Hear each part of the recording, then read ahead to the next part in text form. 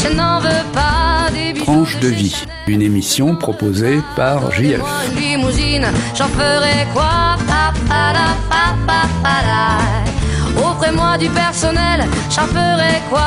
Un manoir à Neuchâtel, ce n'est pas pour moi. Offrez-moi la tour Eiffel, j'en ferai quoi?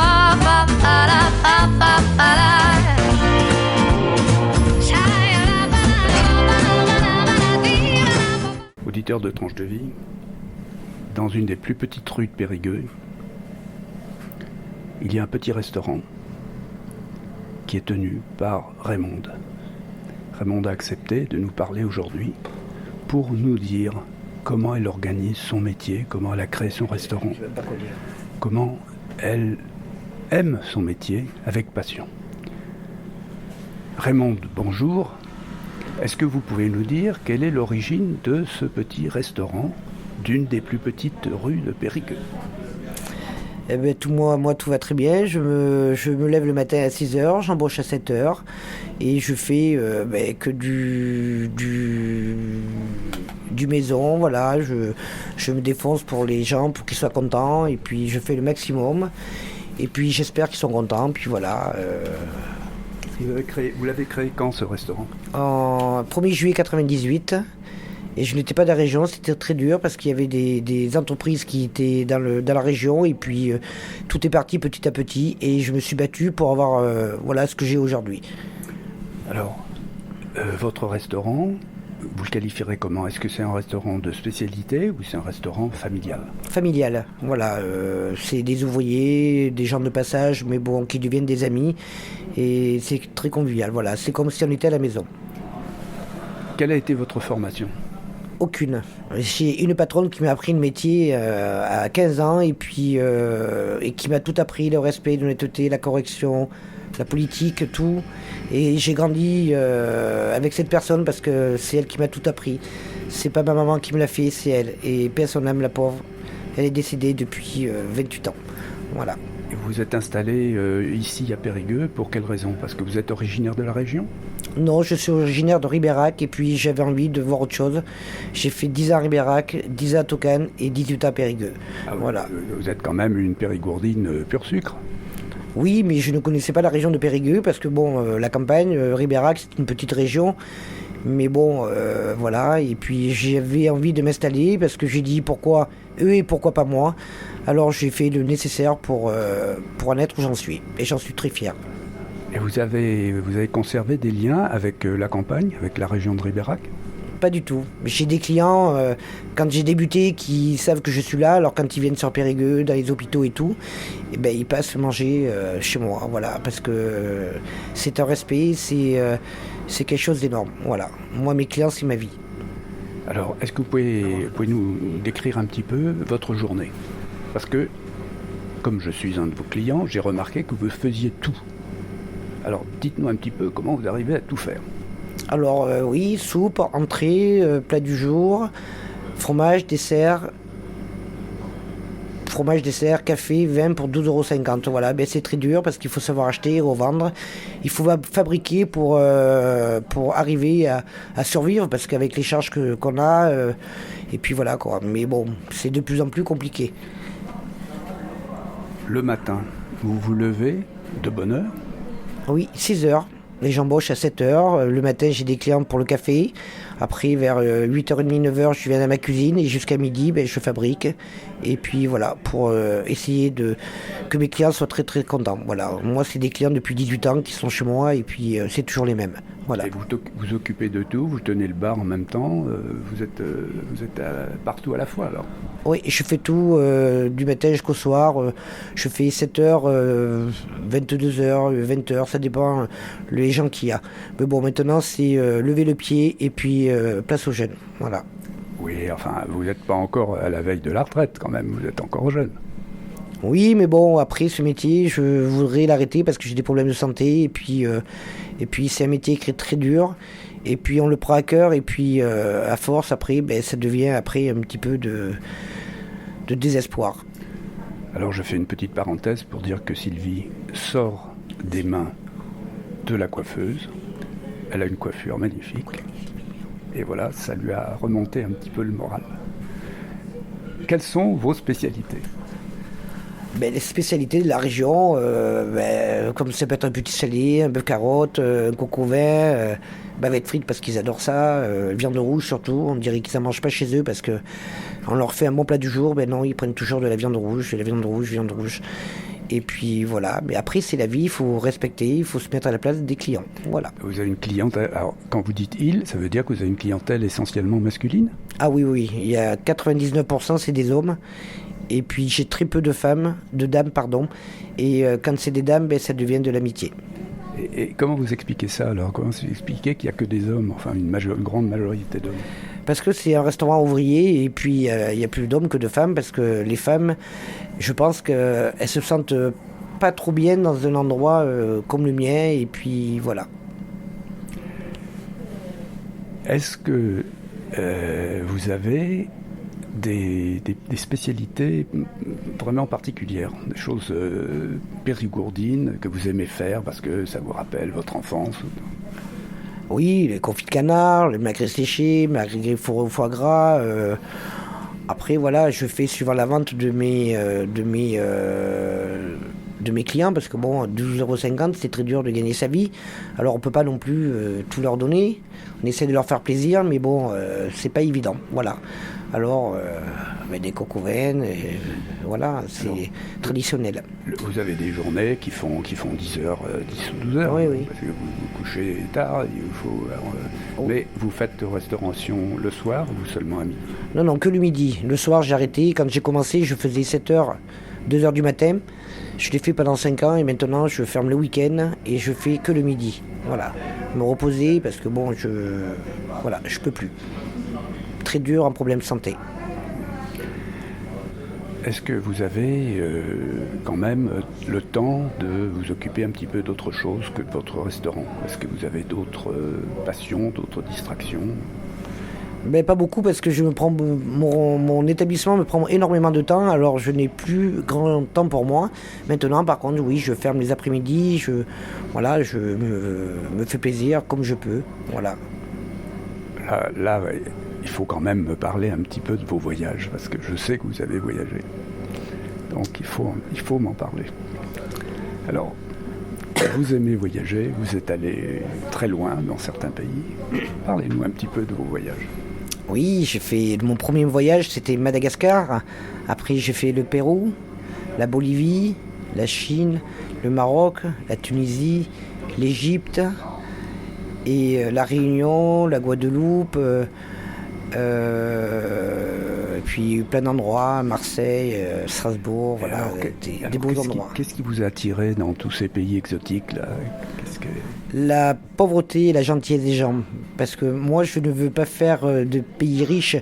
Moi, je veux des pays pauvres pour découvrir leur culture, leur sympathie. Et puis, en revenant en France, on voit qu'on a, nous, une grande richesse que les gens ne comprennent pas parce que la pauvreté, il y en a, mais on ne s'occupe pas d'eux. Moi, Madagascar, ça m'est arrivé d'aller là-bas, de leur dire « je vais vous envoyer des vêtements ».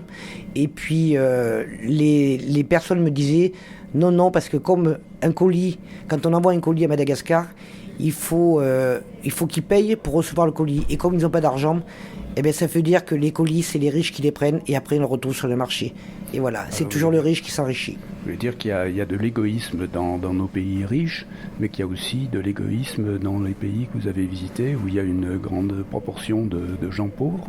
Ah oui, énormément. À Madagascar, il y a 80% de gens très pauvres, et en plus, c'est des gens qui travaillent, qui se lèvent très tôt le matin, qui se couchent très tôt le soir. Ils habitent dans des petites cahutes de 20 mètres carrés, ils habitent à 10-15 là-dedans, il faut en manger dedans, ils ont les yeux tout rouges, parce que la fumée et tout, il y a un gros problème d'hygiène, mais bon, ils ont un cœur énorme. Est-ce que vous pouvez nous parler un petit peu de la Chine aussi? Alors la Chine, j'ai été déçu parce que moi qui adore manger chinois, et j'ai dit je vais aller en Chine et je vais me régaler. En fin de compte, la Chine c'est très beau, mais par contre, comme c'était un circuit qu'on avait fait, la nourriture, tous les jours, on changeait d'hôtel tous les jours et ça veut dire qu'on mangeait tout le temps la même chose. Et un soir, j'y suis allé avec mes amis de Marseille. On a voulu essayer de prendre un plat en dehors des menus qui nous servaient. Et on avait pris des crevettes et elles étaient vraiment excellentes. Voilà. Mais dans les voyages, la nourriture, elle est infecte. Donc ce que vous auriez voulu, c'est aller à la rencontre de la nourriture authentique du pays. Et là, vous avez été un peu frustré parce que vous étiez prise dans le circuit organisé. Est-ce qu'il y a des pays où vous avez découvert aussi des plats, des choses vraiment qui vous ont un petit peu bouleversé en tant que cuisinière professionnelle? Non, parce que tous les voyages que j'ai faits, les grands voyages, quand il y a le barrage de la langue, on est obligé de s'adapter au circuit, parce que si on ne prend pas des voyages avec des circuits, on ne voit pas grand-chose. Et bon, quand on ne parle pas la langue, il faut être quand même protégé, parce que Madagascar, dans la capitale, vous ne pouvez pas vous promener tout seul, parce que c'est très très dangereux. Mais non, nourriture, c'était pas le top. Pour moi, la meilleure nourriture, c'était le pays plus pauvre, c'était Madagascar. On était accueillis comme des princes. Alors là, qu'est-ce que vous avez mangé à Madagascar? Vous avez mangé des breads, vous avez mangé du riz, vous avez mangé des espèces de rougailles? Oui, que des bonnes choses. J'ai même plus le souvenir, tellement que c'était le plus beau pays que j'ai fait, parce que on était escortés comme le président de la République dans l'hôtel, et puis on ouvrait nos fenêtres et on voyait tous les pauvres dehors. Et la nourriture était vraiment excellente. C'était fait avec beaucoup de goût et beaucoup de sympathie. Et c'était vraiment la nourriture la plus profonde de tout mon cœur, de tous les voyages que j'ai faits. Qu'est-ce que vous avez vu en dehors de Antananarivo? Vous avez vu des aspects de la campagne malgache? Oui, on a fait les marchés de zibus, tout ça. C'était vraiment géant. On se promenait dans les rues. On descendait du car. Il y avait un enfant. Je sortais ma poche de bonbons. Et il y en avait 50 autour de moi. On se demandait, on aurait dit que c'était une fourmilière. Et puis voilà quoi, mais on a fait énormément de choses, on a découvert toute leur culture, leur petit patrimoine qu'ils ont et tout, comment ils bâtissaient les maisons. C'était vraiment, pour moi c'est le plus beau voyage. C'est extraordinaire que vous ayez été frappé comme ça par Madagascar, et qui vous a fait une impression beaucoup plus forte qu'un pays comme la Chine, ah, oui. ou d'autres grands pays où vous êtes allé. Oui, Madagascar, j'ai apprécié et j'y reviendrai, mais quand il y aura moins de problèmes, parce qu'ils ont eu la peste il y a 2 ans, et pour eux, c'est une hygiène de vie, c'est une maladie qui est quand même très très importante, et voilà, j'espère qu'ils vont se relever, parce que c'est un pays que je veux refaire, parce que j'ai adoré, pour moi c'était le meilleur, et j'espère que je reviendrai le plus rapidement possible, parce que ils sont vraiment adorables, surtout les enfants. Moi j'ai des souvenirs des vidéos et je les regarde très souvent, parce que voilà, ça m'a vraiment très très frappé. Est-ce que vous aviez des amis à Madagascar, ou qu'est-ce qui vous a attiré vers Madagascar? C'est le hasard, ou vous aviez lu des choses dessus, vous aviez envie de découvrir ce pays? Non, c'est le hasard. C'est mon ami qui aime les voyages, qui m'a fait découvrir les voyages, et pour moi, mon premier voyage c'était Madagascar. Après j'ai fait beaucoup de voyages, Bali, tout ça, mais c'est le voyage qui m'a marqué le plus. Bon, les autres aussi m'ont marqué, mais ce n'est pas du tout pareil. Je fais le Maroc, la Tunisie, mais Madagascar pour moi c'est le top du top. Mais bon, les gens, déjà un pays comme ça, c'est très cher pour y aller, parce qu'un voyage organisé ça coûte très très cher. Si on n'a qu'un vol, si on connaît des gens là-bas encore ça va, mais c'est des voyages quand même très importants, et tout le monde malheureusement ne peut pas se le faire. Et comme moi je connais une dame dans la région ici qui est de Madagascar, et elle m'a proposé d'aller avec elle et de payer rien que mon billet d'avion, et ça sera avec grand plaisir le plus rapidement possible. Ah oui, à ce moment-là, vous seriez hébergé voilà, chez l'habitant, et vous découvririez la vie locale voilà, beaucoup plus près. Ça, c'est très bien. Mais dites-moi, je crois que vous avez une autre passion. Vous avez quand même une passion pour le football. Oui, j'aime l'Olympique de Marseille. Bon, en ce moment, cette année, je les boude, parce que vraiment les joueurs c'est des gros nazes, ils ont aucun respect, c'est que l'argent, c'est les cadors, c'est voilà. Et je suis très déçu. J'espère qu'on va se relever, j'espère qu'on ne descendra pas à Ligue 2, parce que ça serait très dommage, parce que Marseille c'est les meilleurs supporters de France, quoi qu'on dise. Les gens qui n'ont jamais été au stade, ils ne peuvent pas comprendre. La ville de Marseille est vraiment une ville géante. Marseille c'est très beau. Je pense que la première ville ça sera plus Paris, ça sera Marseille dans peu de temps, parce que vraiment ils ont évolué, mais alors à vitesse grand V. Et on en reparlera dans quelques temps. Vous me faites très plaisir en me disant que vous aimez Marseille, parce que moi aussi j'aime beaucoup Marseille. Et alors à Marseille, vous avez parlé déjà de Marseille avant, en disant que vous aviez des amis, que vous aviez visité Marseille souvent. Qu'est-ce que vous trouvez de bien dans Marseille? Alors à Marseille, ce que j'ai trouvé de bien, c'est qu'un jour j'étais abonné au stade, j'étais abonné, on partait le soir, le vendredi soir, à 19h devant le palais de justice. On roulait toute la nuit, on nous déposait le matin devant la Canebière. On sortait les tréteaux, on cassait la croûte et il y a un monsieur un jour qui vient me voir, qui s'approche de moi. Il me dit: madame, vous voulez faire du bateau? Et je regarde cette personne, je dis: non, on n'a pas d'argent, ça coûte très cher. Il me dit: non, pour vous c'est gratuit. Et il m'a dit: tout le quart si vous voulez. Je le regarde dans les yeux et c'était un monsieur qui était vraiment charmant, qui ne nous connaissait pas et qui nous a fait découvrir pendant 2 heures avec son bateau, parce qu'il c'était un ancien pêcheur et il nous a fait découvrir Marseille vraiment, comme même des vrais habitants de Marseille n'ont pas découvert ce que j'ai découvert, avec des gens vraiment fabuleux. Parce que les Marseillais, quoi qu'on en dise, c'est des gens qui ont du cœur. Après, chez eux, c'est vrai que bon, après il y a beaucoup de problèmes comme dans toutes les villes, comme nous, Périgueux, Paris, Toulouse. Mais c'est vrai que les Marseillais sont très mal vus rapport à ça. Et c'est très dommage, parce qu'ils ne méritent pas ça. Et à Marseille, il y a des gens très très très bien et qui ne méritent pas ça. Mais après, ils s'en foutent parce qu'ils aiment leur pays, ils aiment leur ville. Et pour eux, ça n'a pas d'importance. Voilà. Alors moi, je souhaite que l'Olympique de Marseille se redresse, évidemment, comme vous. Mais avec ce monsieur, qu'est-ce que vous avez vu à Marseille? Vous avez parcouru le Vieux-Port, vous êtes allé sur la Corniche, vous êtes allé dans les Calanques? Oui, on est parti du Vieux-Port et pendant 2 heures, il nous a fait visiter ce qu'on ne pouvait pas faire en voiture et ce qu'on ne pouvait pas faire à pied. C'était vraiment fabuleux. Vous allez voilà. vers le Vallon des Eaux. Voilà. Mais c'était vraiment... et Cassis, une ville comme Cassis aussi, qui est très beau. La Ciotat, Céreste, voilà. J'ai que de bons souvenirs. Et je finirai peut-être ma vie là-bas. Parce que pourquoi pas. Ah, vraiment? Vous envisagez alors de quitter vous quitteriez le Périgord pour aller prendre votre retraite dans le Midi méditerranéen? Ah oui, avec grand plaisir. Moi, j'ai mes amis très, très, très précieux qui sont là-bas. Et moi, demain, je suis accueilli, les bras ouverts. Ils attendent que ça, voilà. Mais ça serait avec un grand plaisir parce que c'est des gens adorables. Les gens ne peuvent pas parler quand la critique est facile. Les gens, s'ils ne connaissent pas, même en connaissant, il faut toujours qu'ils écrasent des gens. Alors, c'est bien dommage. Voilà, c'est tout. Alors, les voyages, si possible au contact des gens. Le foot, Marseille, c'est déjà de belles passions. Comment est-ce que vous arrivez à renouveler on revient à la restauration, parce que moi ça m'intéresse, ça. Comment vous arrivez à renouveler votre choix de plat? Vous avez des livres de recettes, vous faites tout à l'imagination? Non, moi c'est que de l'imagination. Je prends un livre de recettes, je suis incapable de faire une recette. Moi c'est le pif et puis voilà. Et quand j'ai repris le restaurant il y a 18 ans, j'étais serveuse, je ne savais pas faire la cuisine et quand j'ai acheté mon affaire, je me suis retrouvée toute bébête. J'ai dit comment je vais faire et j'avais une personne qui habitait à côté et qui m'a donné beaucoup de conseils et c'est comme ça que j'ai évolué et j'ai appris sur le tas et j'en suis très fier. C'est cette dame qui a disparu maintenant et que j'ai connue moi. Voilà, c'est ça. La dame qui était près de moi. Celle qui faisait du vélo. Voilà, celle qui faisait du vélo. Est-ce que depuis que vous êtes là, à 18 ans, vous avez vu se transformer le quartier? Est-ce que votre clientèle a changé? Comment ça évolue là? Ça évolue. Moi, il me tarde qu'une chose, c'est de partir et vite. Voilà.